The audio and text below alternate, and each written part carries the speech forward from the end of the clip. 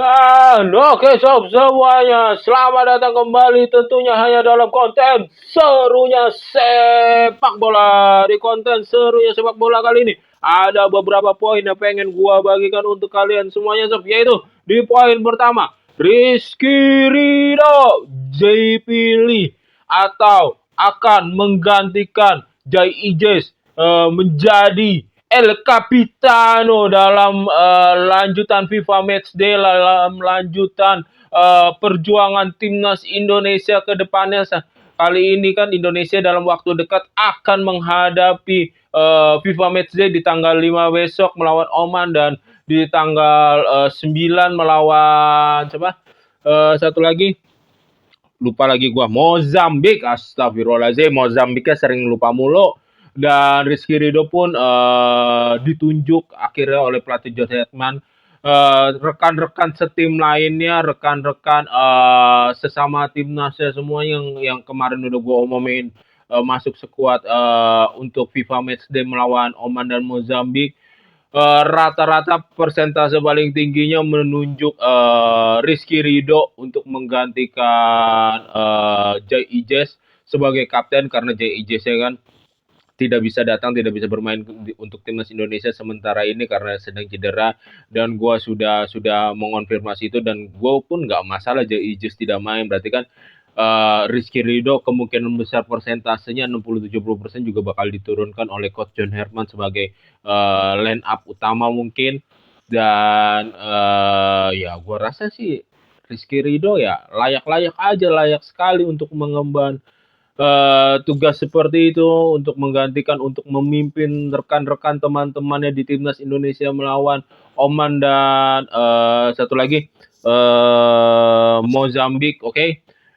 Ya kita tahu Rizky Ridho juga sudah berpengalaman di Persija juga menjadi kapten, dan ya gua rasa kemampuan kaptennya Rizky Ridho untuk membela teman-temannya ketika ada perihal misalkan pelanggaran ataupun protes-protes juga cukup mengesankan gitu sob. Oke, dia sering banget mengcover teman-temannya, melindungi teman-temannya, mengajukan protes yang positif juga kepada pengadil wasit. Ya gua ya setuju aja, bahkan bukan setuju aja tapi sangat setuju jika Rizky Ridho untuk sementara menggantikan Jai Ijes menjadi kapten gitu. Dan terus berita selanjutnya yaitu pelatih John Herdman juga mengeluarkan statement juga ketika Marcelino kan kita tahu profesor kita Tom Haye tidak bisa bermain di FIFA Matchday, tidak masuk skuadnya melawan Oman dan Mozambik. Dan kita tahu kemungkinan peran besarnya yaitu digantikan oleh Marcelino.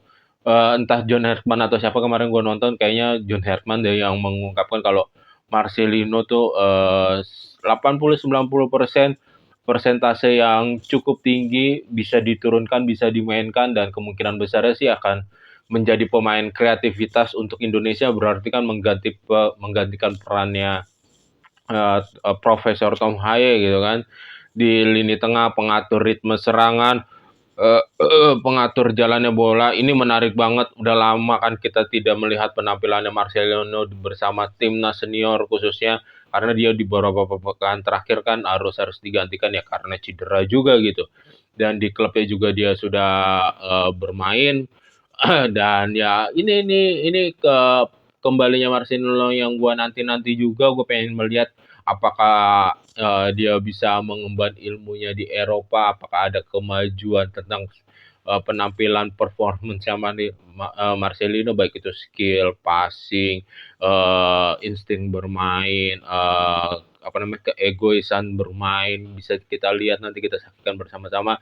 Kalau Marcelino dibalikkan atau bermain sesuai posisinya, yaitu kreativitas gelandang, pengatur ritme serangan, sih gue senang banget juga gitu, karena ini benar-benar kayak dulu kan Marcelino sering banget ya mengesankannya bermain di belakang striker gitu, yang dia yang melayani dan jangan lupa Marcelino mempunyai kecepatan, mempunyai penempatan positioning untuk menyerang yang mungkin ya tidak dimiliki oleh Tom Haye gitu.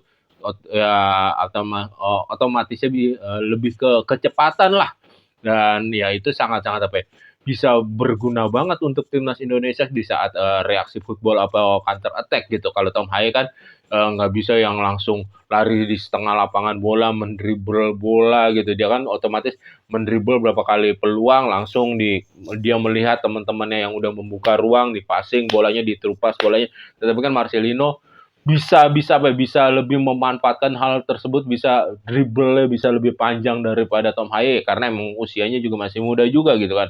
Dan gue menantikan kalau Marcelino dipasang sebagai gelandang kreativitas nomor 10 di timnas Indonesia sekali lagi. Oke sob, untuk berita selanjutnya yaitu berasal dari kedua klub Indonesia Super League, yaitu Persija Jakarta dan Persib Bandung. Yang mana yang mau gue bahas terlebih dahulu? Persib Bandung kali ya.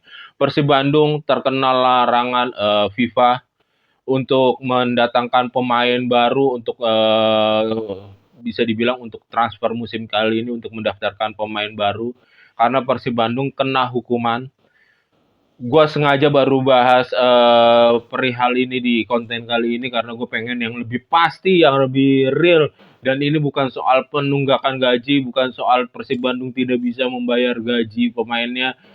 Jauh dari hal tersebut. Ini berkaitan dengan saat pemutusan kontrak. Dulu kalian ingat yang bernama pemain Persib Bandung yang bernama Sato. Kalau nggak salah dia timnas Filipina ya, kalau nggak salah ya. Bukan Thailand, bukan dari Jepang, Sato. Dan Persib Bandung pernah bekerja sama Sato di berapa musim terakhir ya? Di 2000 berapa ya itu? Gue lupa lagi, 2021, 2022 apa 2020, 2000 ya segitulah, apa 2023. Dan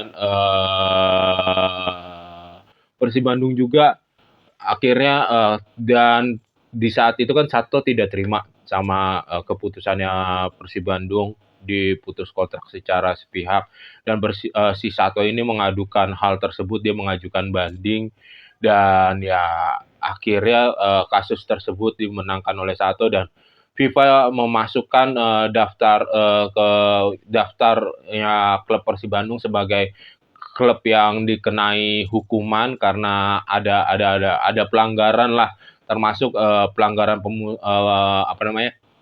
pelanggaran terhadap pemutusan kontraknya Sato, termasuk pelanggaran yang diputus oleh FIFA. Dan akhirnya ya Persib Bandung udah diketok palu. Nggak tahu Persib Bandungnya juga mau banding atau tidak, karena ya terbaru sih belum ada banding, belum ada apa-apa. Persib Bandungnya akhirnya dijatuhi hukuman dilarang transfer ataupun larangan transfer atau larangan mendaftarkan pemain Persib Bandung. Ini sangat gawat sekali karena Persib Bandung itu bermain di Liga Champion, dia emang karena dia juara liga ya berhak untuk bermain di seperti itu. Karena tapi kalau untuk berbicara bermain di Liga Champion ya menurut gua skuad yang saat ini berada di Persib Bandung itu masih jauh kurang sekali gitu. Oke. Terus kita melangkah ke poin selanjutnya yaitu Coach Bojan Holdak meninggalkan Persib Bandung. Di sini gue bilang ya Bojan Holdak 2,5 musim lalu datang ke Persib Bandung menggantikan Luis Milla, itu merupakan hal yang positif banget karena bukan identitas permainan aja yang dibangun oleh Coach Bojan Holdak di sini. Coach Bojan Holdak ternyata pendekatannya itu sangat positif, vibe banget, sangat bagus sekali. Entah itu bukan para pemain saja, tetapi para asisten pelatih, kepada para manajemen juga diajak ngomongnya. Mungkin pendekatannya setiap orang berbeda. Bahkan ada yang satu atau dua pemain, satu orang perwakilan dari manajemen atau satu yang diwawancari ketika kepergian Bojang Horda, yaitu dia bilang sangat berarti banget Coach Bojan Holdak nih melakukan pendekatan, melakukan ngobrol, melakukan argumen-argumen kepada setiap orang tuh berbeda-beda menservisnya kurang lebih seperti itu, dengan lemah lembut, dengan dia mengasih tahu begini begini begini begini ya, tergantung karakter orangnya juga, tidak ada sisi emosinya juga, ya itu sekali lagi baik. Berarti kan kalau dalam hal seperti itu Coach Bojan Persib Bandung kehilangan sosok yang bukan sangat vital di pinggir lapangan sekaligus untuk para pemain aja, berarti untuk ruang gantinya, untuk manajemen juga ya kehilangan banget sosok Coach Bojan Holdak dan sangat disayangkan gitu. Apalagi Persib Bandung baru mau berbicara banyak di Asia. Dia yang membangun karakter permainan Persib Bandung sehingga Persib Bandung mempunyai identitas permainan gitu dan bisa berbicara banyak gitu di liga dengan menjuarai dengan treble winner, terus di Liga Champions Asia musim lalu, Liga Champions Asia tuh musim lalu juga lumayan uh, cukup mencuri perhatian mainnya gitu ya. Sekali lagi gue bilang itu sangat disayangkan sih untuk kepergian Coach Bojan Holdak dari Persib Bandung. Oke, lanjut kita melangkah ke poinnya Persija Jakarta. Persija Jakarta juga memutus kerjasama dengan pelatihnya musim lalu, yaitu siapa namanya? Lupa lagi gue, kebayang mukanya. Ah, karena ya mantan pelatih Persija Jakarta itu juga juga apa namanya, tidak bisa menyelesaikan sesuai target, artinya meleset dari target. Astagfirullahaladzim, gue kebayang mukanya.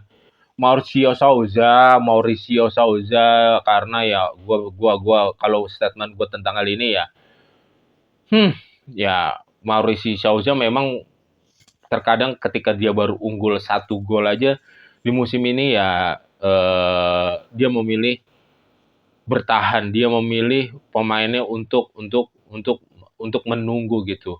Padahal identitas permainan Persija kuat banget ketika dia melakukan possession ball gitu.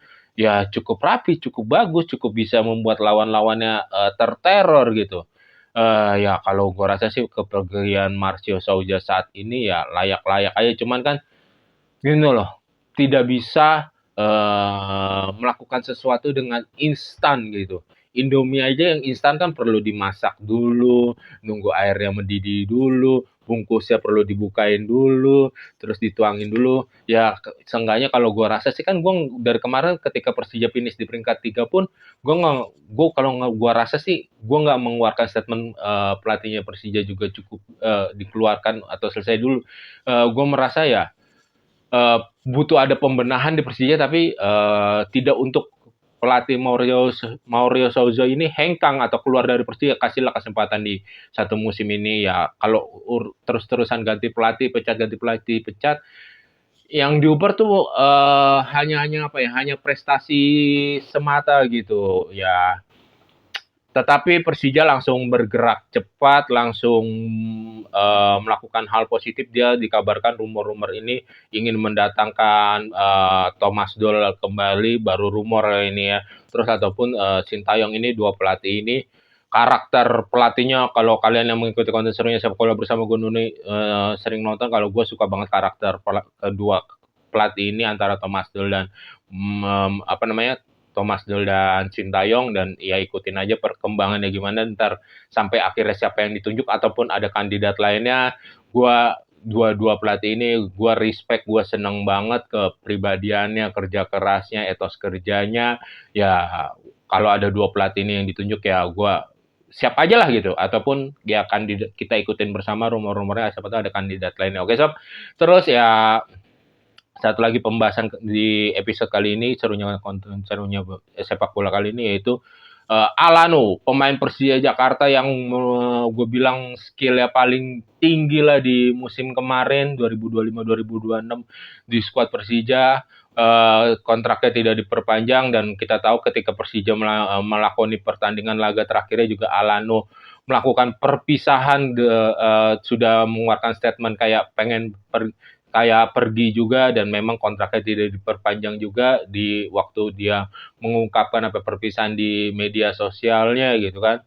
Dan ya gua rasa sih kepergian Alonso ini gua oke deh, nggak apa-apa pergi-pergi aja toh dia juga memang dia jago, dia bagus gitu, tapi dia mempunyai sifat kepribadian yang meledak-ledak yang menjadi kelemahan gitu kalau terpancing sama lawan gitu dan menjadi kesulitan atau kesusahan sendiri bagi Persija Jakarta. Bukan di musim ini gue mencatat 2 kali atau 3 kali atau ya 2 sampai 4 kali Persija dua atau 3 kali lah Persija kehilangan Alano gara-gara akumulasi kartu, gara-gara tidak bisa dimainkan gitu kan.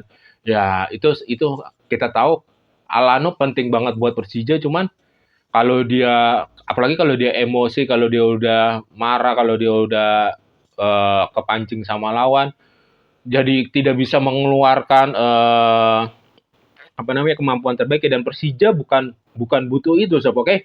Jadi kepergian Alano, perpisahan Persija dengan Alano ya gue setuju aja. Oke sob, sekian konten serunya sepak bola kali ini. Jika kalian menyukai dan menikmati konten serunya sepak bola, jangan lupa saksikan terus, makanya di subscribe, comment, like, and share, and see you and bye bye. Jaga kesehatan kalian sob.